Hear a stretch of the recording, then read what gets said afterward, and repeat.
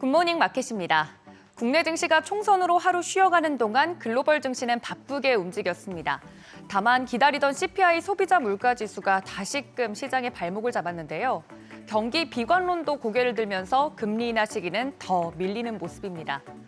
간밤 뉴욕 증시는 3대 지수 일제히 하락 마감했습니다. S&P 500이 0.95%, 다우가 1% 넘게 하락했고 나스닥도 0.84% 하락했습니다.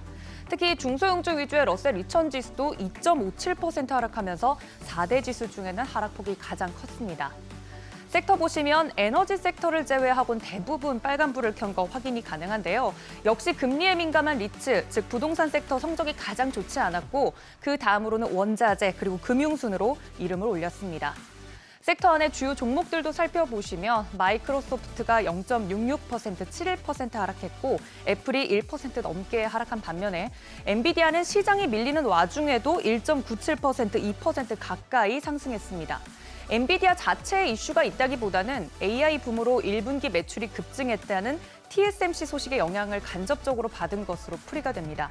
TSMC의 주요 공급처가 엔비디아이기 때문이죠. 엔비디아를 제외하고는 반도체 섹터 다른 종목들 흐름은 좋지 않았습니다. 이어서 6위부터 10위도 살펴보시면 엔비디아와 함께 메타도 0.57% 소폭이지만 상승으로 마감이 됐고 일라이릴리도 0.63% 올랐습니다. 다만 앞서 sek터에서 짚었듯이 헬스케어 섹터도 전체적인 분위기는 좋지 않았습니다.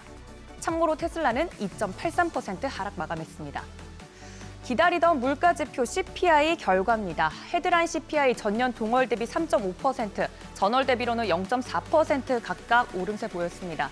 에너지 식품을 제외한 근원 CPI는 전년 동월 대비 3.8%, 전월 대비로도 0.4% 올라 월가 예상치를 모두 웃돌았습니다.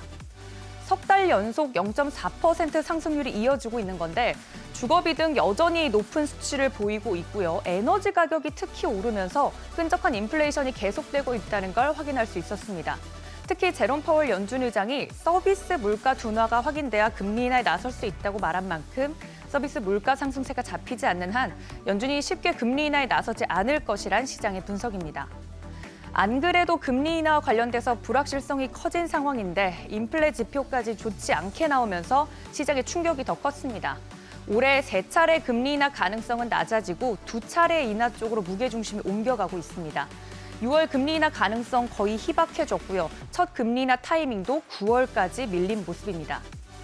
CPI 발표 이후에 국채금리도 치솟았습니다. 10년물 국채금리 4.5%대까지 올랐고요. 연준 정책에 민감한 2년물도 4.9%대까지 오르면서 심리적 저항선을 모두 돌파한 것으로 확인이 됩니다. 인플레이션 고착화 우려로 금리 인하 시기가 밀리면서 달러 가치도 급등하고 있습니다. 달러엔 환율 151을 훌쩍 넘으면서 달러 가치가 엔화 대비 34년 만에 최고치로 치솟았습니다. 달러 인덱스도 105선을 넘어섰습니다. 국제유가는 이란의 이스라엘에 대한 공격이 임박했다는 소식에 1% 이상 상승했습니다.